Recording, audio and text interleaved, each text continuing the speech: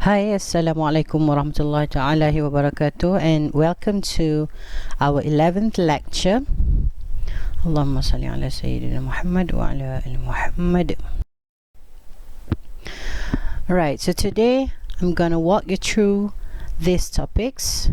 So we're gonna look at the introduction of ventilation, and we will see what is local exhaust ventilation system, what it is for, how it is designed, so what are the design criterias, and we're going to touch a bit on energy recovery system in a HVAC system.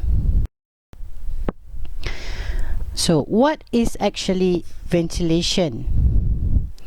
So you know from HVAC, from this short form, V is the ventilation, and these components is often is neglected or not taken too seriously by engineers, because actually this V or ventilation is a very essential component, so that that determines how your distributed air circulates, and how do you overcome the sick building syndrome, how do you provide fresher air into the indoor space.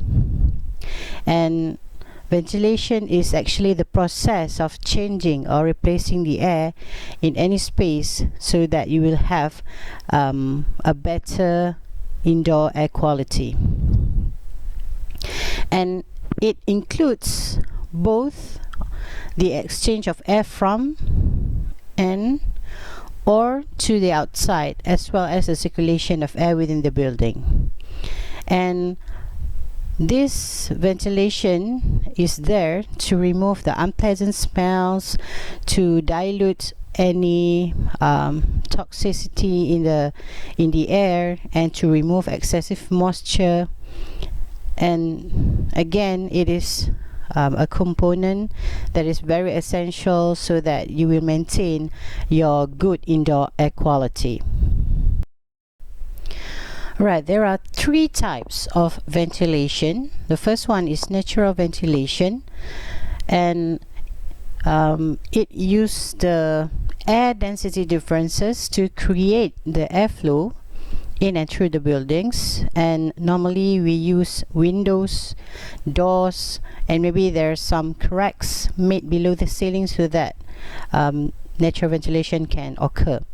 The second one is the mechanical ventilation, which is also known as forced ventilation, and we use fan or air mover to get this mechanical ventilation. And this system can supply the required airflow at a constant rate.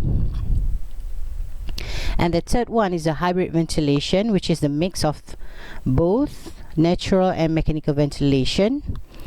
Normally it uses natural ventilation, but when there's in certain circumstances it can use a mechanical ventilation when the natural ventilation flow rate is too low. Maybe in the place the air density differences is too low, so we need a forced ventilation via fan. Right, and forced air ventilation system itself can be categorized into three modes. The first one is displacement ventilation, and air is supplied at low velocity very close to the floor, while exited the room closer to the ceiling. Right, so the air inlet is quite low, and the air supplied is at low velocity, and the exited air or the outlet is quite high, and near the ceiling, and it is above the occupied zone. Occupied zone means zone whereby there is occupants or people in the zone. So the clean zone is the below one, and the polluted zone is above the occupied zone. The second one is the mixed air ventilation, and air is supplied to the room at high speed, and it is mixed in the confined space by local fans to homogenize its mass. So we have here the inlet quite above, near the ceiling, and it is supplied at high speed, so the throw is quite far. I hope you still remember what is the meaning of throw. If not, please check our previous lectures. And if you have high speed throw, then the air will be thrown at farther distance, and then it is mixed in the confined space by local fans so that it will be homogenized, and the outlet of the air is near the ceiling. All right, and the third one, for forced air ventilation system, we have piston-based ventilation system, whereby the air supply moves through the room as a piston. So we have the air inlet here and the outlet here. So it is like a piston-like system. All right, and in general ventilation system, the idea is to bring the fresh air and to circulate the air indoor, and to throw it or exiting it outside. And the thing is, we do that because we want to dilute any contaminants in the air, to reduce the air tightness in the building, and also to dry up the air so that it won't be as humid as before. So, or we want to throw the excess moisture from the air. That's why we do the ventilation.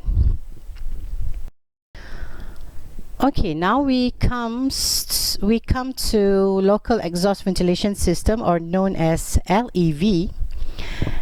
And LEV is actually a system to capture airborne contaminants at the point of generation, so that it won't be inhaled by workers in the vicinity. And it is actually an effective way to control the exposure of any emission, any release or spread of substances which may be hazardous, may be smelly, yeah, and it's not good for the workers or cook or chef, or it is not good to be inhaled by any occupants. That's why we use local exhaust ventilation system. And exposure to hazardous substances, according to COSH, or law that requires employers to control substances that are hazardous to health, the exposure to hazardous substances must be avoided completely in order to control of the substances hazardous to health, so that your worker can live longer and won't be died out of work, of the hazardous substances from work. All right, and we can use this LEV system in laboratory, for example, industrial spaces, and even in our kitchens at home. Alright, this is some examples of LEV system. So you can see here we have on the left we have here LEV system. The contaminants are drawn into the work table before it can reach the breathing zone of the worker. And on the right, the fumes from welding are drawn into the exhaust system before it can reach the breathing zone of the worker, so that the worker will not inhale the unwanted particle or unwanted substances from the work they are doing. Right, this is the third example. So we have mobile or movable hood here. This is for gas welding, and it draws the fumes from the welding right into the duct system, the hose system, and expel it out. Alright, so this is in real situation. We have some workers here, and we have this movable hood that are placed on the top of the table, whereby it can be moved closer to the working area of the worker.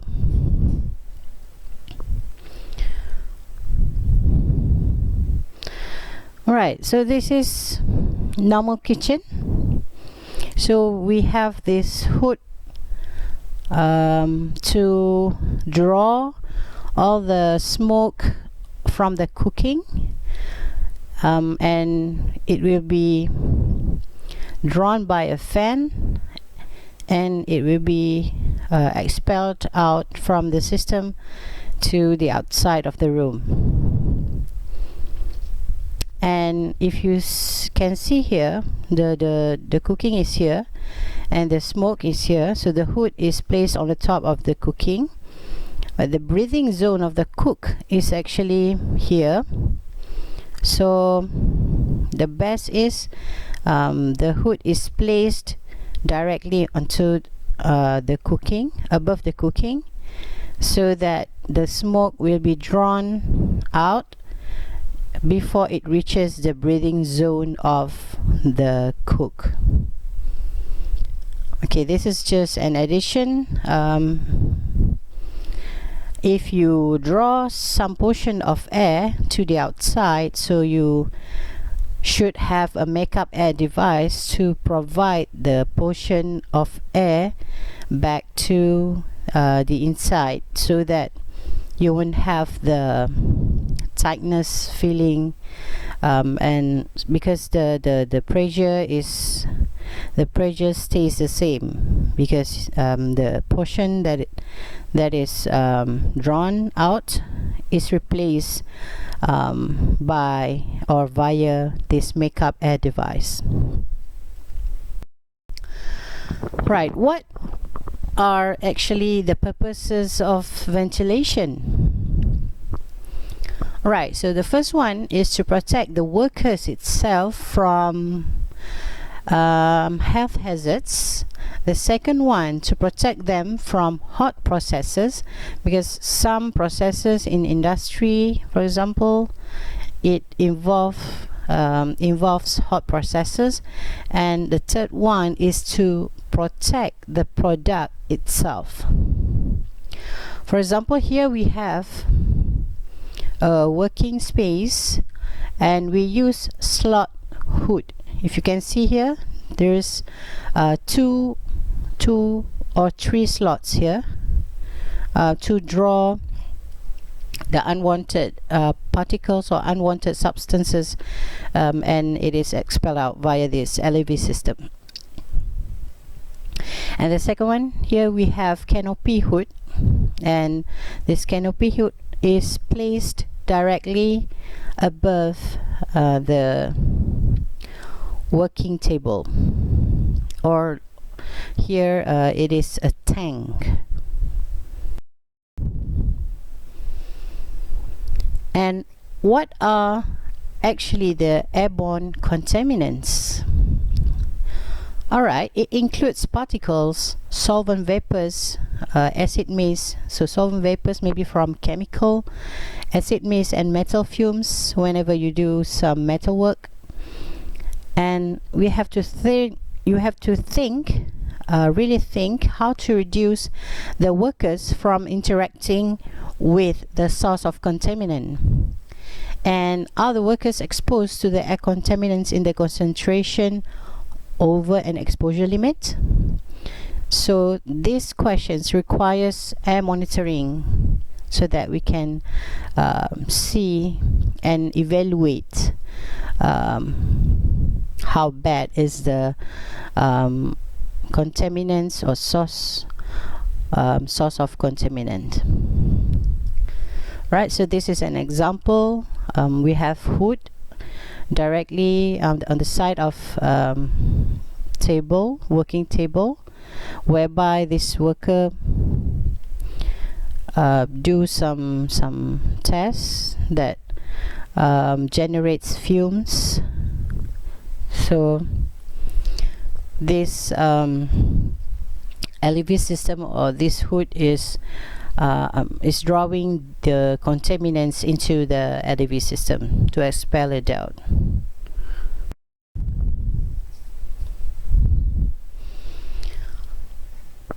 Alright, before you select any type of LEV system from hazard assessment, so you have to think, so evaluate first what type is the best to capture my contaminant. Is it the enclosed or capture hood? And you have to consider the workers' needs and what duct transport velocity is required to carry the contaminant. Is it heavy particles? So what phase and capture velocity is required? And you have the second one, you have to select the duct material for the contaminant. For example, if you use chemical, then metal duct, for example, is not really suitable for the task. And you have to ensure enough replacement air or adequate fan size.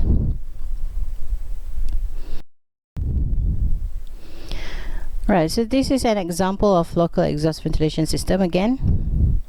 So for example, you have here a deep tank, and you use canopy hood to capture the particles or the contaminants from the tank. And here is if you have branch to go to another tank. And you go to the air cleaning system. Normally we have filter here. And the fourth one, we have fan to draw the contaminants into the LEV system. And the fifth one, we have exhaust tower.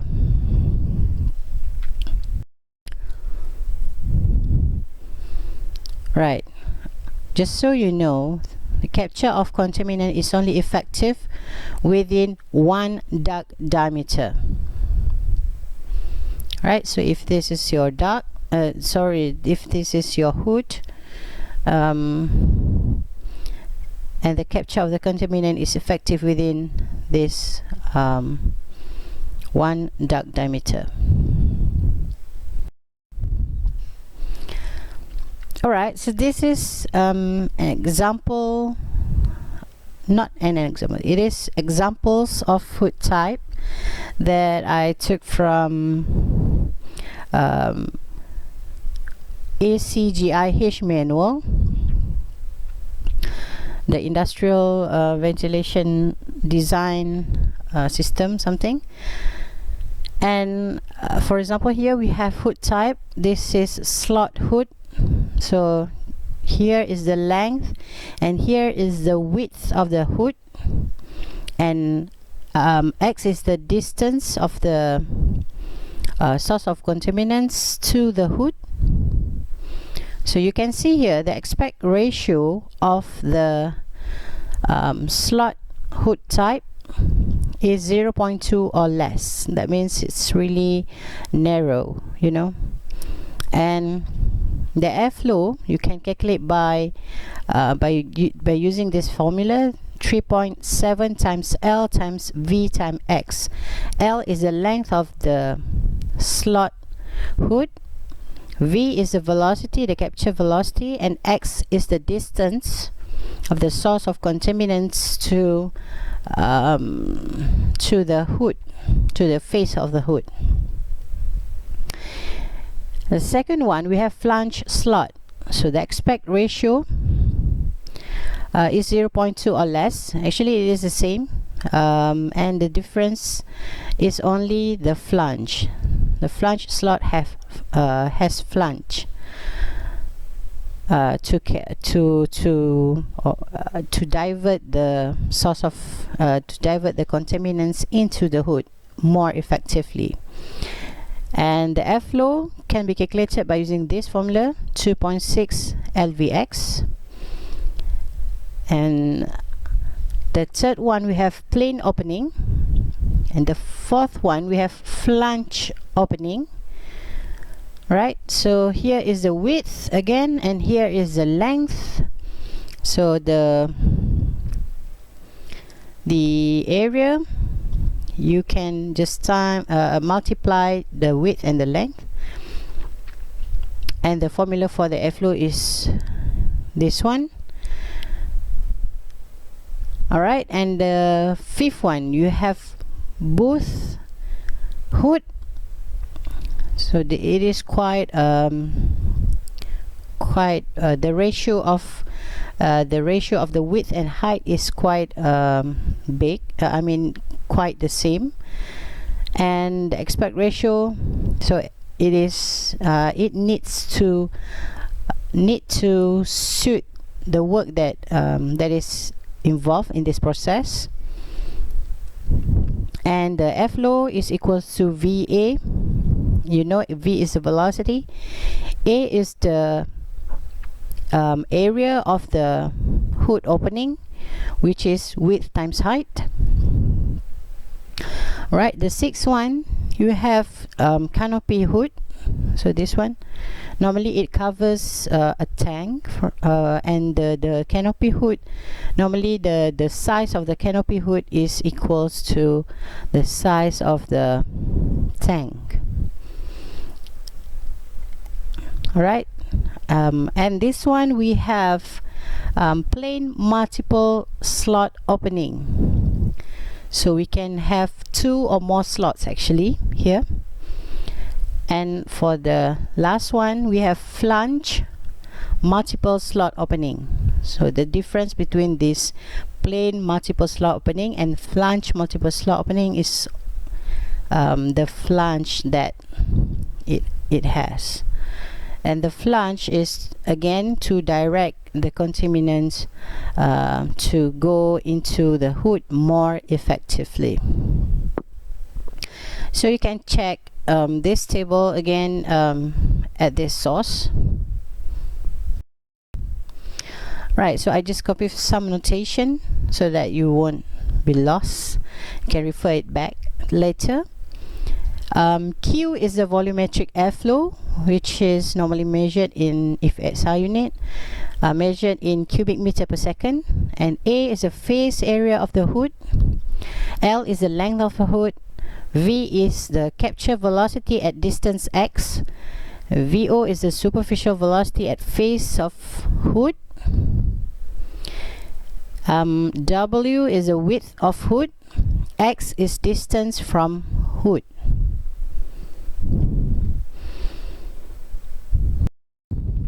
Right, so you must be wondering now, what are the difference between the face velocity and capture velocity? Right, so we first look at the face velocity. It is a measurement of speed at which the air enters a fume hood's face opening. So if to make it easier, right, so if you have a hood here, sorry, so I just draw this by using mouse. So the V here is the phase velocity.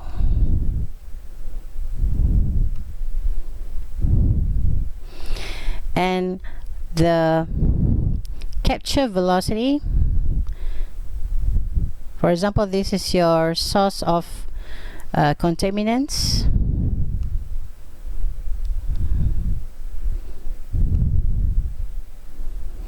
So here, V here is the capture velocity. And come back to phase velocity. Phase velocity is measured in meter per second and can be calculated as the volume flow rate divided by the phase area. Right, now we come to capture velocity. It is the air velocity at the point of contaminant generation upstream of a hood, like I draw just now.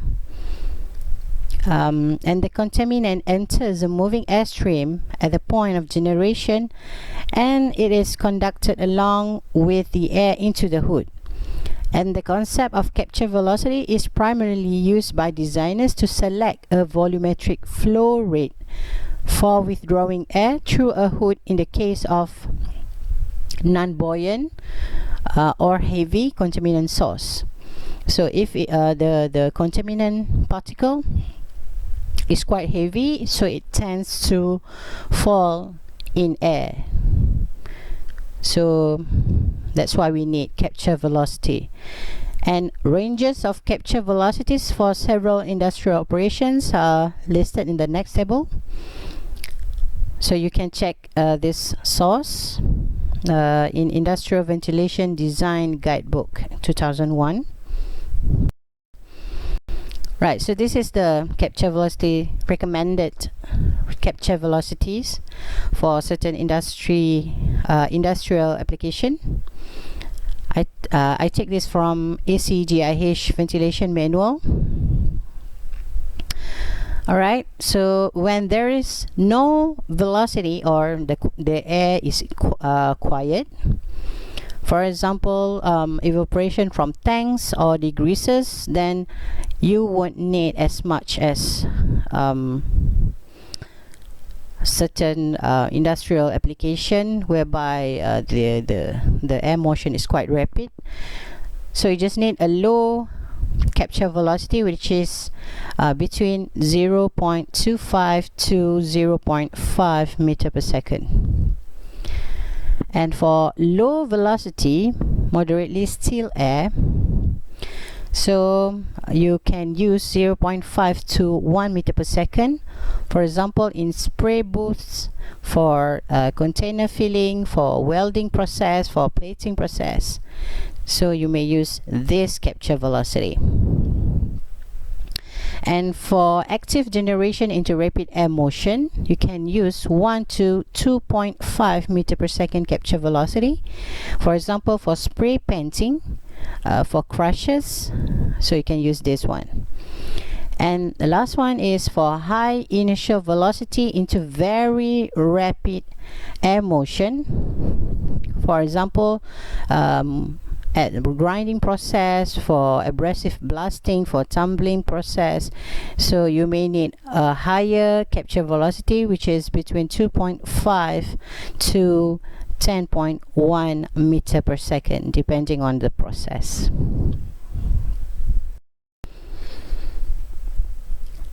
Okay, so this is just an example of LEV system. So here we have canopy hood, and this canopy hood is actually best for controlling hot processes, and it is not good for capturing dust or vapors, so don't use canopy hood for capturing dust or vapors. Or for if there is cross draft exists, for example you have fan here, or you have something that may distract the airflow from the canopy hood, then it is not good to be used with.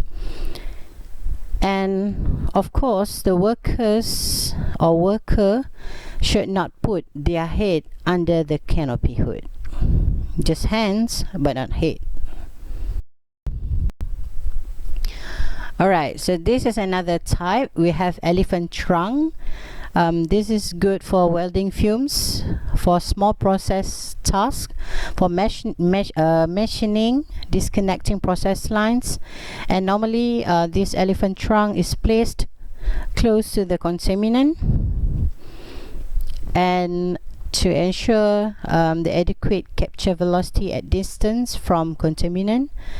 And if it has flange, then it can capture the contaminant better. Right, so this is slot ventilation, slot LEV system, and it is best for liquid open surface tank. For example, we have acid bath or plating tanks, and this slot ventilation system, it pulls the air across the tank away from the worker. So here's the worker, here's the tank, and the contaminants come from the tank, and the contaminated air is pulled away from the worker by using this slot ventilation system. And we have side enclosures here, 1 and 2, to prevent cross draft, so that we won't have any distraction from other source.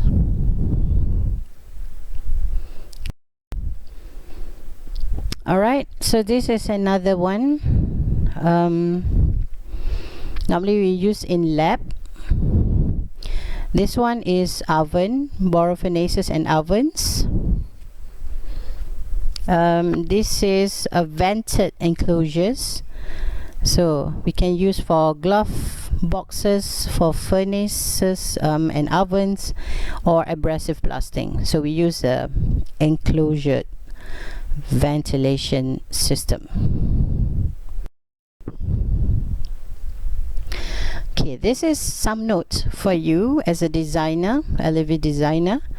Please do not place your exhaust stack whereby you expel the contaminants out near your air inlet, or else you will draw actually the contaminants back into the system, and it will go through the system and you will inhale the same contaminants that you just expelled out. And please do not use the rain caps on the exhaust stack, or else the contaminants will be trapped and cannot go out. And stack height, it depends on the contaminant temperature, because you would want to release the contaminants that already cooled down. And it also depends on your building height. It depends on the atmospheric conditions. It depends on the discharge velocity, and the ideal discharge velocity is actually about 15 meters per second. Right, so this is some effective, some example of effective and ineffective zone, whereby this is your working zone in this green dotted line, and the yellow one is the capture zone. So if you are working here and the capturing zone is here, then it is, of course, this is an effective one. So if this is your capture zone in yellow, and this is your working zone, and you're working here near to the capturing zone, so this is partly effective. But if your working zone is quite far from the capturing zone, then this is, of course, ineffective. the contaminants will not be drawn into the LEV system. And this is also some tips of workers' position. So it is not recommended that the workers are in line with the hood position, because this is an induced eddy in front of the operator. Right, the second one is the recommended one. So the worker is at the side of the working table, whereby the hood is also draws the contaminants at the side of the worker. And this is of course a bad practice. If the workers are in between the hood and also the working table, whereby the contaminated cloud moves toward the operator, if the hood is because the hood is drawing the contaminated air. So maybe you can provide a turntable. Right, so we have talked about exhaust stack, and we have talked about the hood types. Now let's look at the filter, the air cleaner filter type. There are several types of filter. We can use fabric filter, cyclone filter, electrostatic precipitate, wet scrubber, packed towel scrubber, and so on, depending on the application and depending on the types of contaminants that you are to release or to clean the air from. To clean from the air. So for example, we have wet scrubber here. Right, so we have scrubbing liquid, inlet and also the outlet. And if you want to clean the gas, to clean the air, so this is the contaminated air inlet. We have here packed bag section. So we have here scrubbing liquid inlet here that will be sprayed onto the bed, onto the bed section, and in this way the gas will be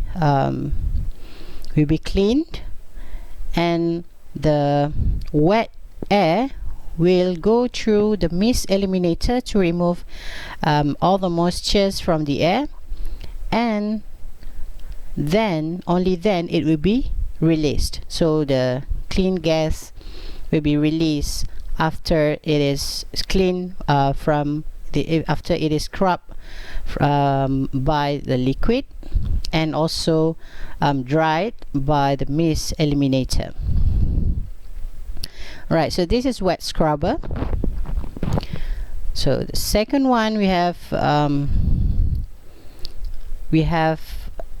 type of filter here. So dirty air comes in, and the dirty air will swirls inside this chamber, and as it swirls, it will throw off the dust, and the dust will fall into the collection hopper, and so the clean air will be expelled out. Alright, so this is just several examples how to clean air or filter type of the air in the LEV system. Right, so if you are designing a local exhaust ventilation system, you have to bear in mind that you need to reduce the employee exposure to some risk of volatile substances such as airborne contaminants, which includes the dust, mist, fume, vapor or gas. And you have to consider 3 principles in designing LEV, which are system components. What are the components that you will be needed in the in building your LEV system, and what are the process that involve the processes that involve, so that you will know the right type of LEV system. And you will have to see the aerodynamic consideration, if there is draw, if there is other air mover sources, if the you have to see whether the air is still or it is in rapid movement, and so on. So as for process, you need to see whether the process involve hot processes, or yeah, you really have to see what are the process and what are the source of contaminants, so that you can design a right local exhaust ventilation system. Right, so there are 5 basic components in system, right? So this is a schematic drawing of this 5 system of LEV system. So basically we have hood to capture the contaminants, and it will go through duct work, and we will have air cleaner or filter here, and we will have fan to draw the contaminants into the system, and we will have exhaust stack. So this is just another schematic drawing that you may encounter. Alright, and let's look at the system components. So we have hood or collector to capture the contaminant and close to the point of generation of the contamination, and we will have ductwork to convey the contaminant away from the source so that it won't reach the workers, the breathing zone of workers. And the third one, we will have filter, or known as air cleaning device, to capture and remove all the contaminants from the extracted airstream. The fourth one, we will have fan or air moving device, air mover, to provide the necessary airflow. And the last one, we will have exhaust stack to discharge the clean air to the external atmosphere at a suitable point. Alright, and as for process consideration, we have to design a LEV system so that it is effectively removing all the contaminants from the workplace, and all the system, of course, must function properly. And if any component of the system is damaged or undermined, so the poor design will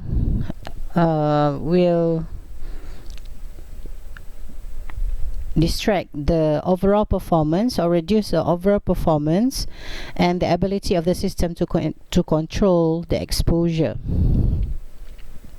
An efficient LEV system are those designed to meet the requirements of a specific job or process, and it should take into account the following elements. First, you have to ask yourself how the job is done, and is there any specific requirements of the worker, how, where, and when the contaminant is being generated, and what are the physical state of the contaminants, and what is the level of its toxicity, and is there any standard or for the workplace, the exposure limits of the contaminants of the workplace. So you have to check this. Only then you can design your LEV system successfully. So the third consideration is the aerodynamic consideration. You have to design the hood and all the associated connection so that it will take advantage of natural air movement of the machine. And the capture hoods should be as close as possible to the contaminant source. And the ductwork must be as simple as possible, so there is no sudden directional changes or unnecessary directional changes to avoid airflow resistance.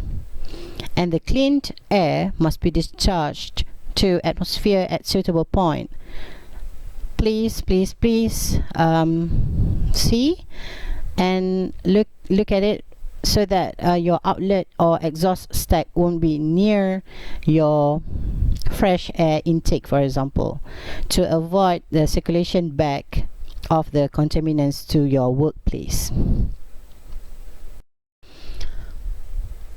Alright, so now we look at energy recovery system.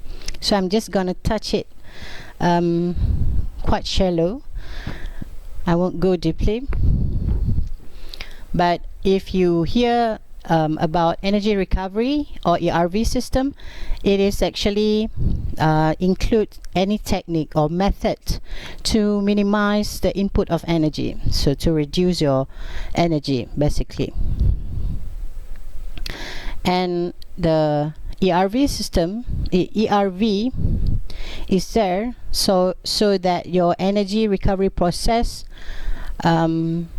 of exchanging the energy contained in normally exhausted building or space air and using it to treat or to precondition the incoming outdoor ventilation air in residential and commercial HVAC system.